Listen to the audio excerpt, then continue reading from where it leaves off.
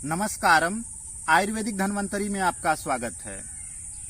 कान का दर्द, कान से मवाद आना, कान बहना, क्या है इसके कारण, क्या है घरेलू उपचार और किस प्रकार से इसका हम लोग घरेलू निदान करके पूरा राहत पा सकते हैं। जी हाँ दोस्तों, आज मैं जानकारी दूंगा आयुर्वेदिक निधंटू नामक पुस्तक में वर्णित नुस्खों के बारे में, जो बहुत ही कारगर नुस्खे हैं। आयुर्वेद के भगवान धन्वंतरी के नुस्खे हैं, वो उन्हीं के पद्धति से चले आ रहे हैं, जो उन्हीं के गुरु परंपरा से, माने उन्हीं के मार्गदर्शन में चले आ रहे हैं। तो सबसे पहले यह विचार की बात है कि कान दर्द होता क्यों है, या कान बहना चालू क्यों हो जाता है।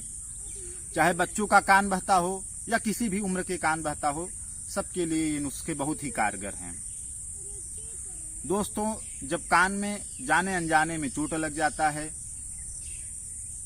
और उसके कारण भी कान दर्द होने लगता है, कान से मवाद आने लगता है, कान बहने लगता है। इसके अलावा छोटे बच्चों में कान की दिक्कतें अक्सर पाई जाती हैं, तो उनका यदि घरेलू इलाज कर लिया जाए, जो आयुर्वेद के सिद्ध इलाज हैं, तो निश्चित तौर पे उनको पूरा आराम मिलता है। दूसरा कारण हो सकता है कि कभी कभी कान में पानी चला जाता है, उसके कारण भी दर्द होने लगता है। जो लोग तैराकी करते हैं, कान में इन्फेक्शन के कारण भी हो जाता है, और कभी कभी ईयर वैक्स के कारण, अर्थात कान में जो मोम पाया जाता है, उसके कारण भी कान में दिक्कतें आती हैं। कभी कभी बच्चों को अध्यापक या जाने अनजाने में घर के लोग थप्पड़ मार देते हैं, तो कान में थोड़ा सा या कान के पास में लग जाता है जोर से, तो उसके कारण कान का पर्दा फट जाता है, कान के पर्दे में छेद हो जाता है, तो भी कान बहने लगता है। तो किसी भी कारण से कान बहता हो और कान से दुर्गंध आती हो, आज मैं उसी का उपाय बता रहा हूं, जो हमारे प्राचीन पुस्तक आयुर्वेदिक निधंटू में वर्णित है। मैं आपको पुस्तक भी दिखा देता हूं, देख लीजिए।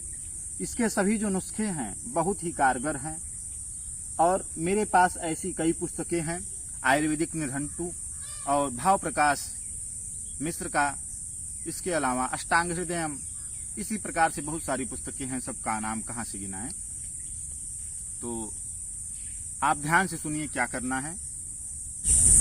यदि किसी का कान बहता हो तो बड़, गूलर, पाकर, पीपल और बेंत की छाल का चूर्ण, इतने वृक्षों के छाल का चूर्ण ले लें और कैथ के पत्ते के रस में उसको भिगोकर 1 घंटे भिगो के फिर उसके रस को पुनः छान लें, और उसमें थोड़ा सा शहद मिला के 4-4 बूंद कान में डालने से कैसा भी कान बहता हो वह ठीक हो जाता है।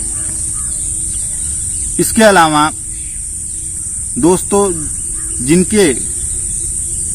जिनको यह दिक्कत हो, जिनका कान बहता हो, उनका चाहिए कि कान की सफाई करने के लिए वो गौमूत्र से या फिर सादे पानी को उबाल करके उसमें थोड़ा सा 4 पत्तियां उबालते वक्त नीम की भी डालें, और उसमें फिर 2 चुटकी सेंधा नमक या फिर आधा चम्मच सेंधा नमक डाल करके दिन में 1-2 बार उसी पानी से धोना चाहिए, तो इससे सफाई हो जाती है। इसके बाद दवा का यदि प्रयोग किया जाए तो अधिक लाभ होता है, क्योंकि जिनका कान बहता है वो उनके कान में ही जो भी कचरा निकलता है, बहता है, सूखा रहता है। तो यदि उस कचड़े को गर्म पानी से धो के, हल्का गुनगुना पानी से धो के बाहर निकाल दिया जाए, तो बैक्टीरिया भी बाहर निकल जाते हैं, और कफ दोष के कारण भी लोगों का कान बहता है।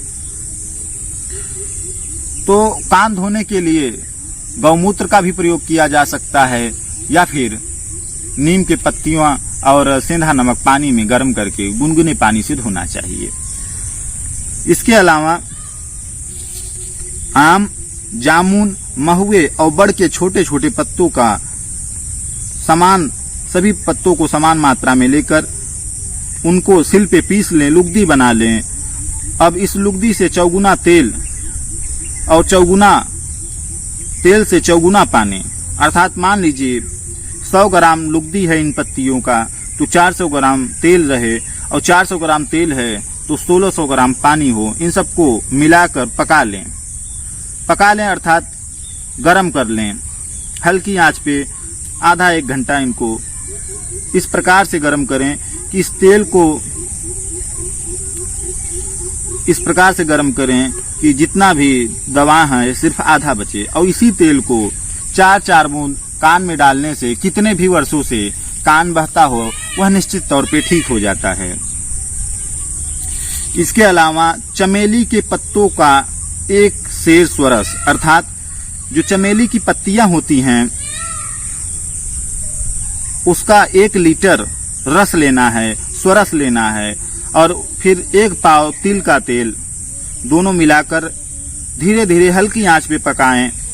और जब सिर्फ तेल बचे, अर्थात जो 1.25 लीटर था, माने 1 लीटर चमेली के पत्तों का रस और 1 पाव तिल्ली का तेल था, वो सिर्फ 1 पाव ही बचे, तो फिर उस तेल को ठंडा कर लें और छान के किसी बाटल में रख लें। 2-2, 4-4 बूंद डालने से कैसा भी कान से मवाद आता हो, कितना भी कान बहता हो, निश्चित तौर पे कुछ दिनों में आराम हो जाता है।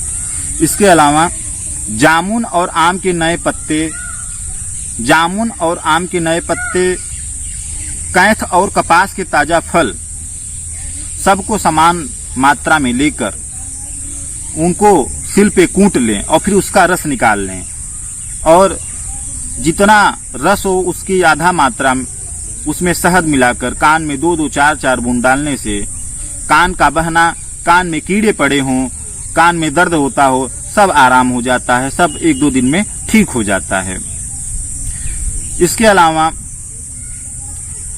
2-4 चम्मच, मतलब थोड़ा सा फिटकिरी लेके उसके तवे पर आग पे भूंज लें, अर्थात तवा पे उसको गर्म कर लें, और जब फिटकिरी फूल जाए तो उसको पीस कर सिलबट्टे में या फिर मिक्सी में पीस करके चूर्ण बनाकर रख लें, और 1 चुटकी उसका चूर्ण फिटकिरी का कान में डालने से कैसा भी कान बहता हो, कितना भी पुराना कान बहता हो, बड़ा जल्दी आराम हो जाता है। यह कान बहने के लिए सर्वोत्तम दवा है। जितनी दवाएं मैंने बताई सबसे उत्तम यही दवा है। इसके अलावा पंचबल्क तेल, इसकी बनाने की विधि मैं बता देता हूँ।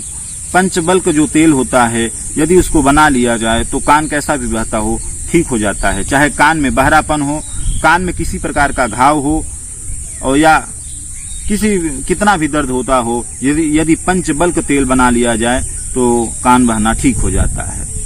तो बेलगिरी, गुलर, जामुन, कैथ और आम, इनकी छालों को पीसकर बेल का गिरी लेना है, बाकी गुलर का छाल, जामुन का छाल, कैथ के वृक्ष का छाल और आम के वृक्ष का छाल, इनकी सभी छालों को समान मात्रा में लेकर उसको पीस लें, और पीस करके उसको तौल लें। यदि लुगदी 100 ग्राम है तो 400 ग्राम तिल का तेल लें, और 400 ग्राम तिल का तेल है तो 1600 ग्राम पानी लेकर इसको आग पे मंदी आंच पे पकाएं। और यह जब पकाते पकाते आधा बचे या तेल मात्र बचे तो इस तेल को कान में डालने से 2-2, 4-4 बूंद दिन में 1 या 2 बार डालने से कान का बहना, कंठस्राव, सभी कान की दिक्कतें निश्चित तौर पे ठीक हो जाती हैं। इसके अलावा जो दूसरी विधि है चतुस्वर्ण तेल की बनाने की विधि, आम, जामुन, महुआ और बड़ के नर्म पत्ते, इन सभी वृक्षों की जो पत्तियां हैं समान मात्रा में लेना है। आम, जामुन, महुआ और बड़ के नर्म पत्ते समान मात्रा में लेकर सिल पर पीस लें, फिर इसको लुगदी बना लें। और यदि 100 ग्राम लुगदी है तो 400 ग्राम तिल का तेल, और 400 ग्राम तिल का तेल है तो 1600 ग्राम पानी डालें, और सबको मिलाकर तेल को पका लें। और सिर्फ जब तेल बचे तो इस तेल को कान में डालने से कंठस्राव और कान की बदबू नष्ट हो जाती है। मात्रा वही रहेगी, 2-2, 4-4 बूंद कान में डालना है। इसके अलावा जो और एक विधि है चतुष्पल्लव तेल। चतुष्पल्लव तेल कैसे बनाना है, वरना की छाल, कैद के पत्ते, आम के पत्ते और जामुन के पत्ते, इन सब को बराबर लेकर सिल पर पीस लें और फिर लुगदी से चौगुना तेल लें। यदि लुगदी 100 ग्राम है जो सिल पे पीसे हैं, यदि दवाइयों का जो रॉ मटेरियल है, कच्चा मटेरियल है, वो 100 ग्राम है तो 400 ग्राम तिल का तेल लें, और 400 ग्राम तिल का तेल लिए हैं तो 1600 ग्राम जल लें और इन सब को आग पे, मंदी आंच पे, हल्की आंच पे इतना पकाएं कि या तो फिर ये औषधियाँ जब आधी रह जाएं या फिर तेल मात्र जब बचे तो इन औषधियों को ठंडा करके छान करके रख लें और कान में 2-2, 4-4 बूंद डालने से कान में कैसा भी दिक्कत हो, कान दर्द होता हो या कान बहता हो या कान से बदबू आती हो, सभी रोग कुछ ही दिन में ठीक हो जाते हैं। और कितना भी पुराना यह कान का दिक्कत हो, इन सब औषधियों से अवश्य में आराम हो जाता है। तो मैंने आपको